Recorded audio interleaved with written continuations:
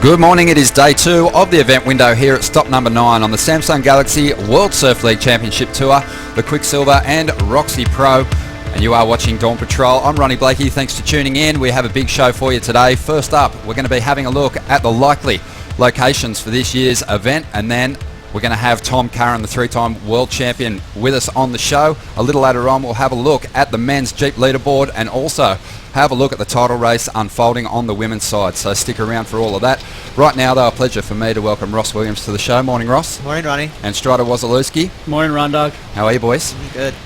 What are we seeing out there? Overnight, obviously, a bump in the swell. Any chance of getting some heats underway today, you think? Well, I think the waves have been, Strider, you've been here for a while. It's been really small in Europe for about a week now, and so now it's the exact opposite. It's big, it's stormy. There's definitely a lot of energy in the water, but there's no one practicing, put it that way. Yeah, a bump is 8 to 10 feet and pumping out the back, but there's just a crazy condition. So obviously, I don't know if we're going to get a duck dive on today. Well, pretty interesting just seeing, though, yesterday morning we were down here, it was still dark, it was woeful yesterday morning, but still a couple of guys getting out there early, Ross. Yeah, and that's the comparison, because you can guys will practice any chance they can get, and girls, but right now there's no one out there, so it's just we'll have to see what the commissioner says, but it's pretty big out there. Some of those outer banks starting to fire with the jump in the swell, Strider, but yesterday doing a little bit of a tour of this coastline at the moment. The setup here, it looks like the best option once those waves get in the 4-foot range. Yeah, there's so much beach here. This thing is gigantic. You've got basically probably 3 miles of beach from start to finish down at La Gravière all the way up to the end, and there's just so much to pick from. But this bank right here is really good when the waves are like medium size, and that's at Knowles there. It's an interesting wave out here, though. There's so many different waves to find and pick from that you can literally go surf by yourself if you wanted to, or like you said yesterday, all the guys out here on top of each other. So it's pretty cool to see. Yeah, this location, La Cunu, pretty popular beach for for those liking a swim without too much on. Yeah, get a tan. Yes, all over tan. But let's have a look at the Surfline forecast here, Strider. Yeah, we got plenty of surf on tap. We just have to hope that the winds come around the right way. But you can see that huge Joaquin storm came around the top, and it's pushing right at us, and it comes into the window and just throws swell down our pipe. So I can't wait to see that funnel in here. Hopefully, like we talked about, the winds cooperate. Yeah, and that's the biggest thing. You mentioned it, Strider, is the wind.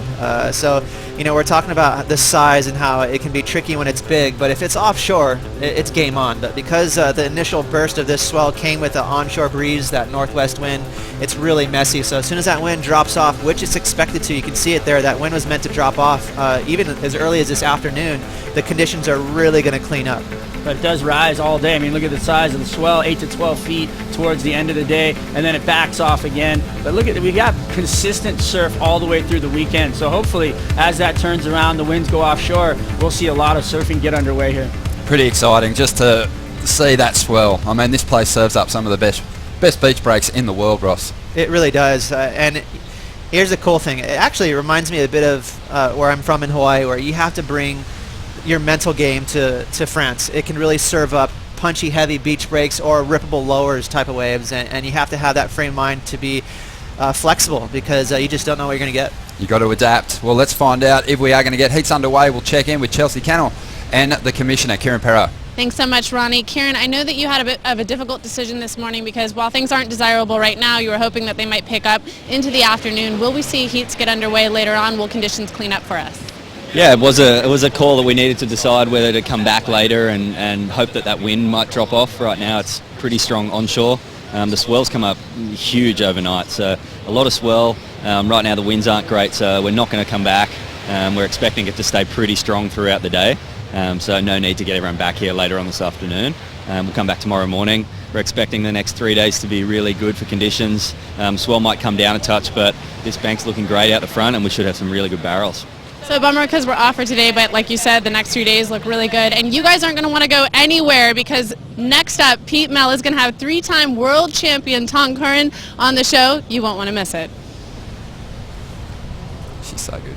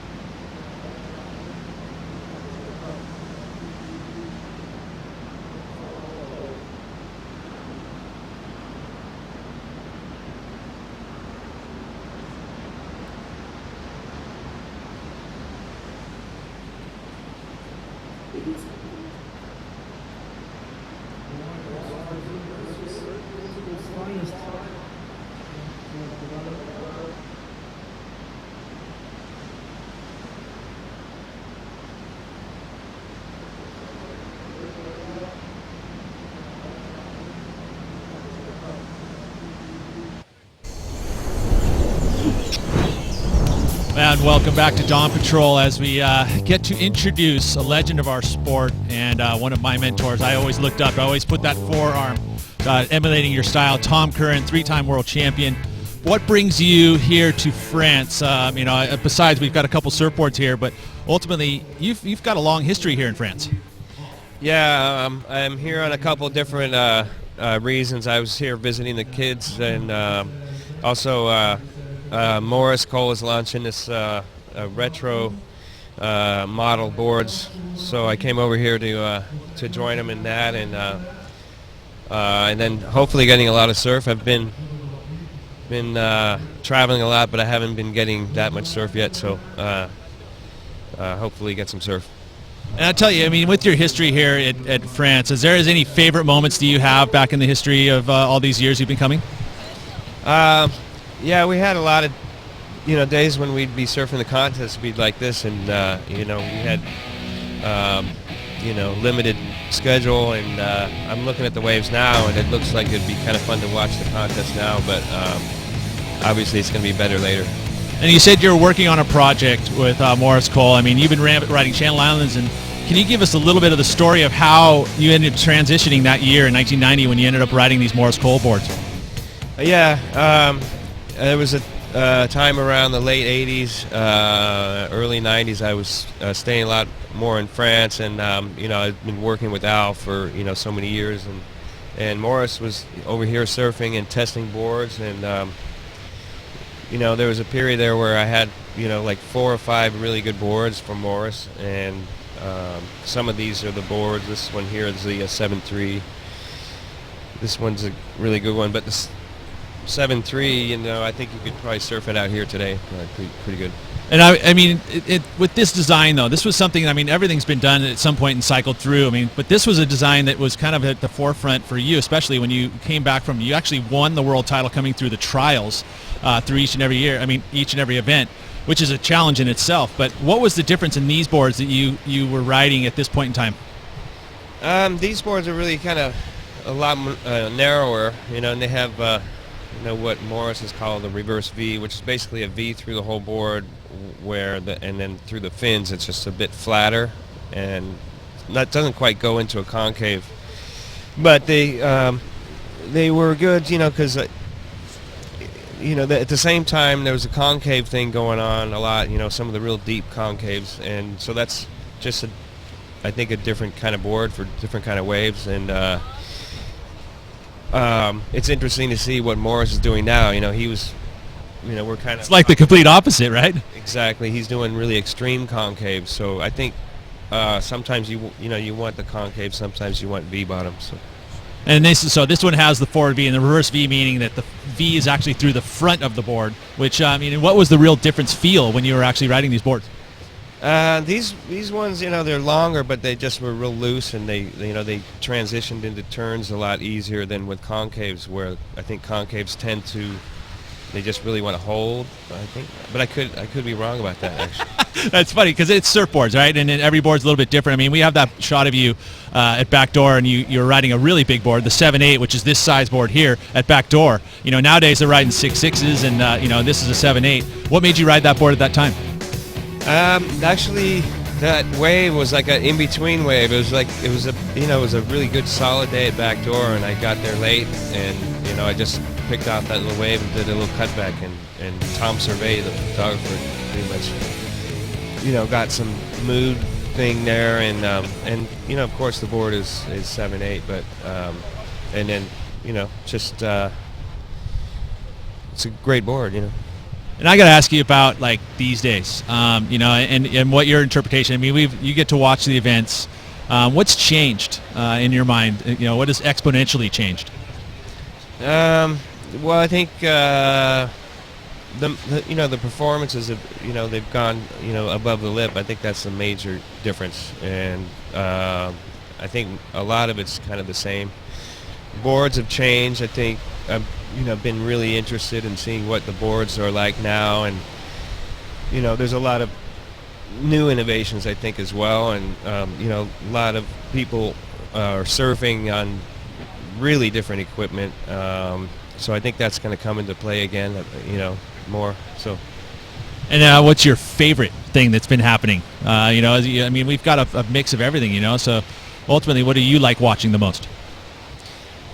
I still like watching the epic matchups. For me, I think that's really what I can really, enjoy more, as watching surfing, and where I really want to watch the whole heat. I don't want to just like see what maneuver everybody was talking about. So I like to see the kind of the real heavy push to get a win, and then I like the kind of the I don't know, what do you call this, the psychology of it. I like that too. It's pretty good. All the competition, and I love it, and always so fun to watch you and compete, and I love watching you surf now these days. Tom Curren, thanks for joining us here on Dawn Patrol. When we come up, more stuff to talk about. Don't go anywhere.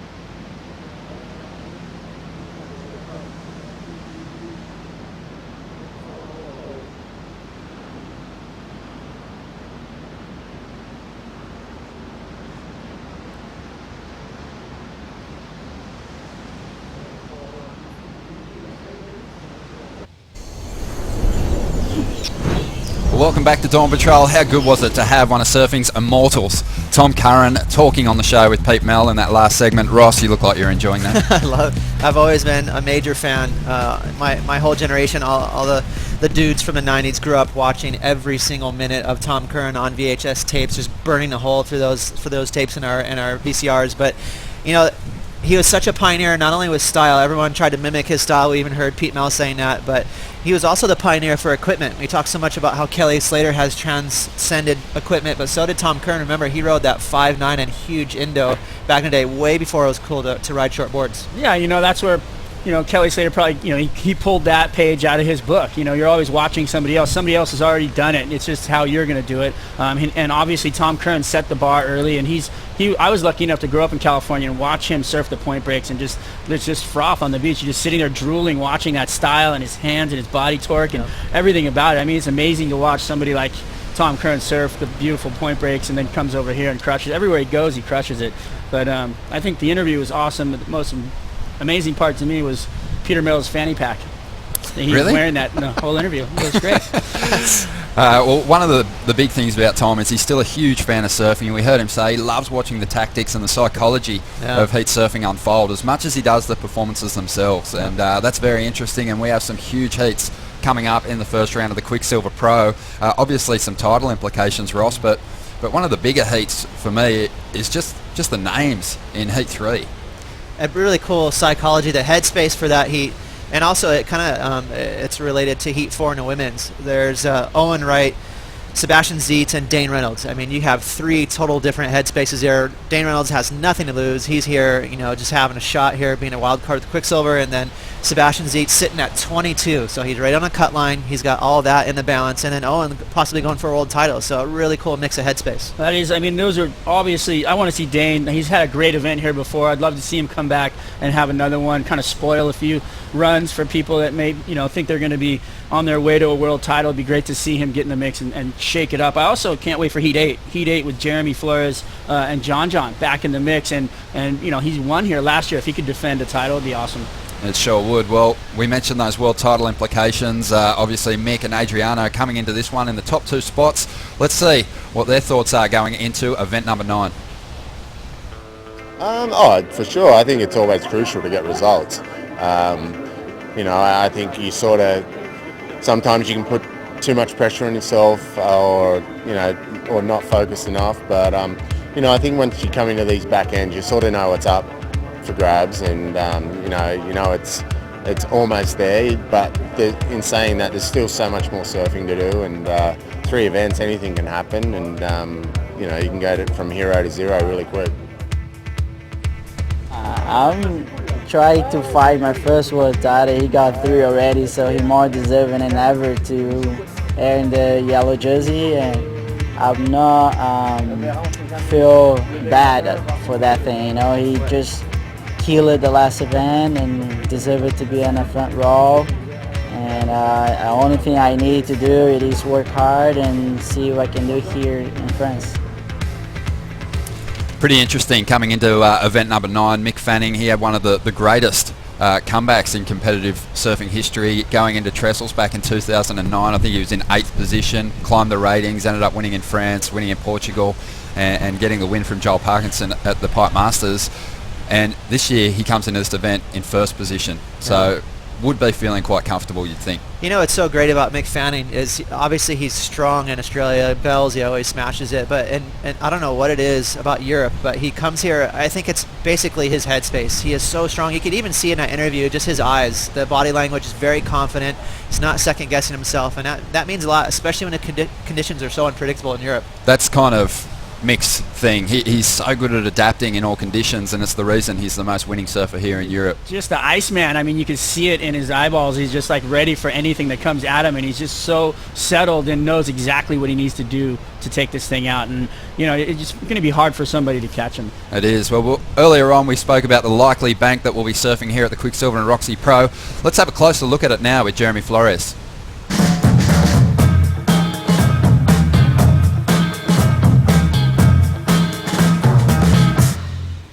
It's crazy because you never know what to expect. Even me, I live here in France, in Hossegor. I could be training in this one bank knowing there's a comp coming, but next thing you know, there's a swell, and a week after it's gone. There's 2 peaks. When it's small, there's a little fun little trestles right and left peak. It's called a Cunu. 300 meters north, there's an outside bank called the Guardian, which is exactly the same as the bank last year. I'm pretty confident on these banks. They look pretty good, and the swells that's coming looks pretty good too. This event's been well known for the barrels. Every year we get crazy barrels. We had some really good memories of everyone getting the biggest tubes. but you know, this is the most rippable banks too when it's small. So any condition is going to be exciting to watch.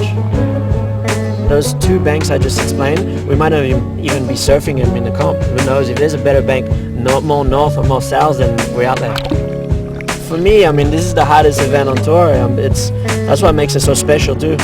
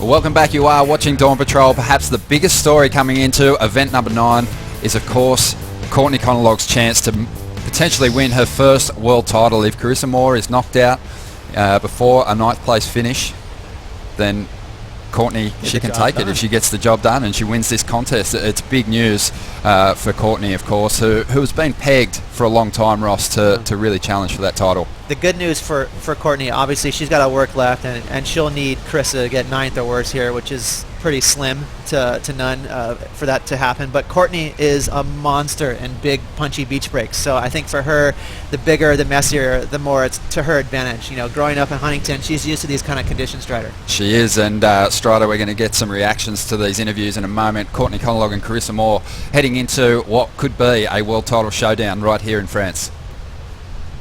I just want to get a barrel.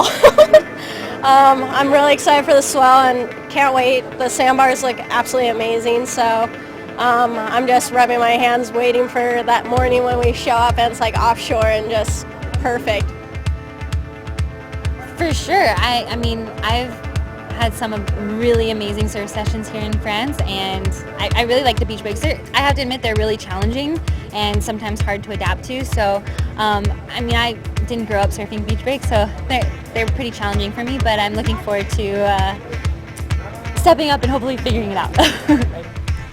Strider, what do you take from those two interviews? Because Courtney, very confident. Carissa, just admitting that France isn't actually one of her preferred stops. Well, you know, she's got world titles, but she still has holes. She still has kinks in her armor, which she pointed out herself, which I don't like. I like to see the confidence of Courtney. She's coming into this thing, and Ross, you know, he said it best. She loves beach breaks. She loves big, heavy waves. She comes from California where there's a lot of beach breaks that she gets to deal with, and that's the thing that's going to be in her corner, and she's got a lot of experience out there. And, you know, Carissa doesn't. She's from Hawaii, reef breaks, and she'll have to prove herself here. Let's have a look at the numbers now, because we know that we're getting to that point where you can start looking at some adjustments on the ratings too. These competitors are going to drop their 2 worst results from the season at the year's end.